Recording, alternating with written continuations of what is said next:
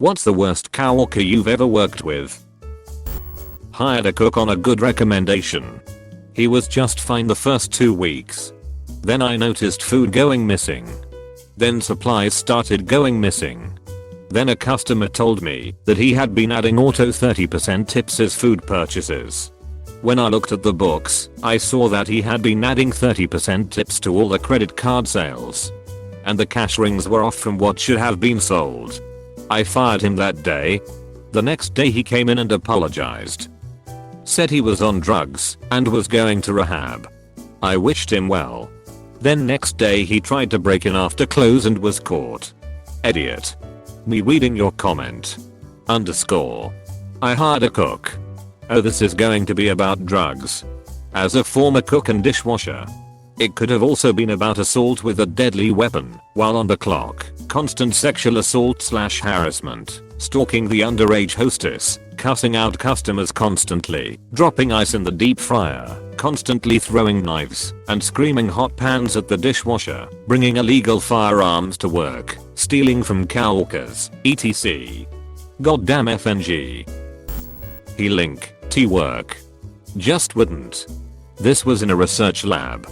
He was a visiting researcher from another country, and he spent a lot of time asking tons of non-work related questions, to the point of disrupting others' work.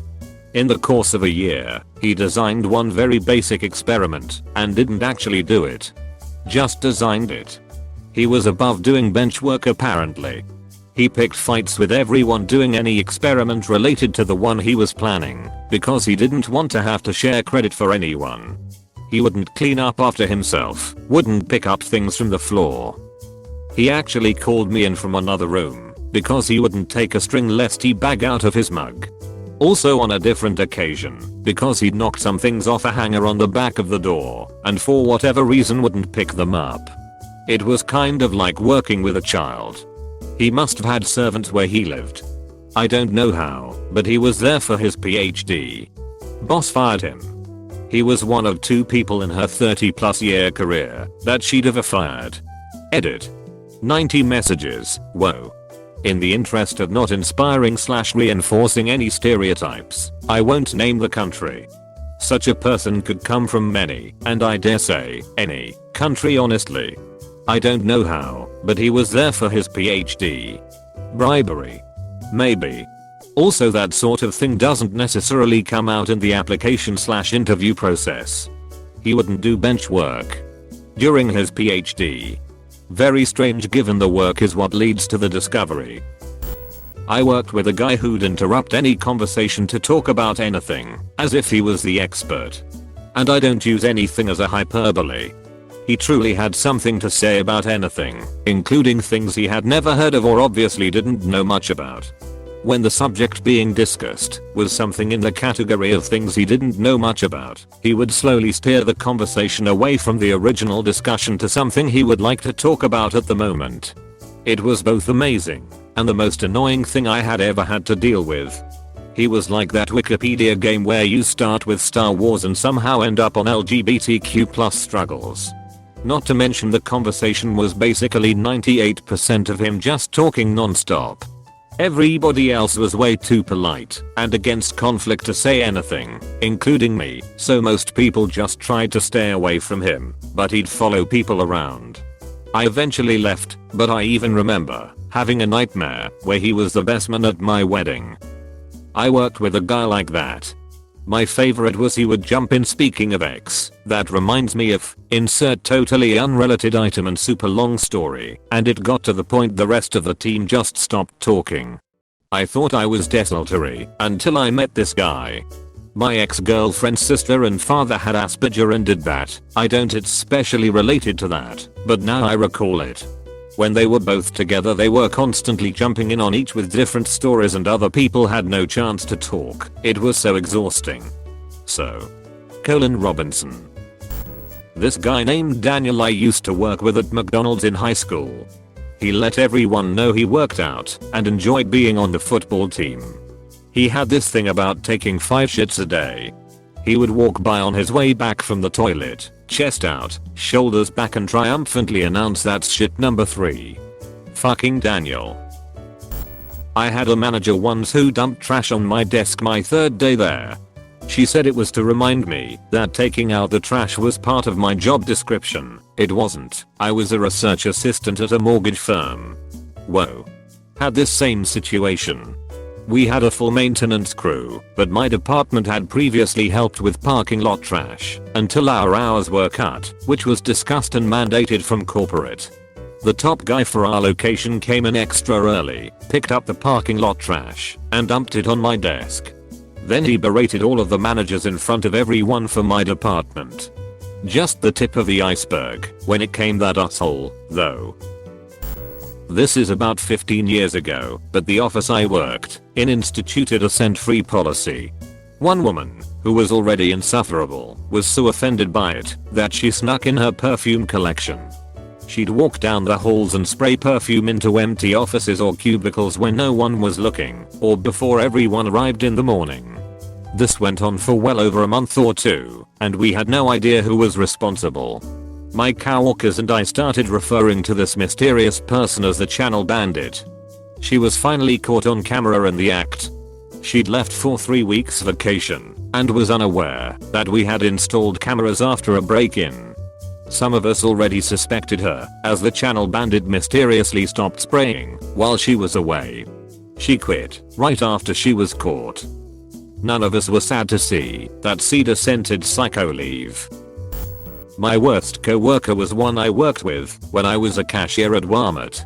She approached me and asked me to cash out her paycheck. I was still new at the job and never got training on how to do that function. She was sympathetic, so she walked me through how to do it. Transaction over and done. I go on about my day.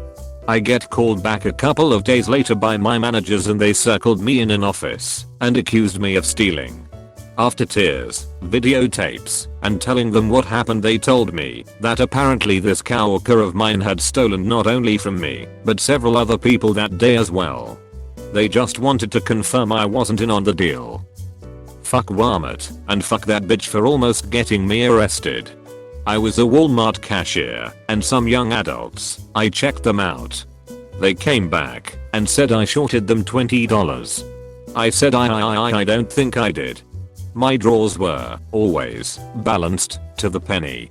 They insisted I shortchanged them $20. Giving them the benefit of the doubt, because, shit, I've been shortchanged before, and maybe I really did. I'm not impervious to mistakes. So I called my CSM over, described the situation, and said I'd like to drop my drawer and have her count it. Now the young adults are all, it's no big deal, we don't want to be any trouble or waste any time. And of course you know the ending, those two guys were working a con on me, or trying to. CSM counted my drawer, and it balanced to the penny. The conman left, and my CSM said I did the right thing. I was right, I didn't shortchange those bastards. Your story about the girl conning you with cashing the check reminded me of those dudes trying to con me. Sorry she got the best of you. Man, it sucks that they tried to scam you, but it makes me happy that you were completely willing to have your manager count the drawer.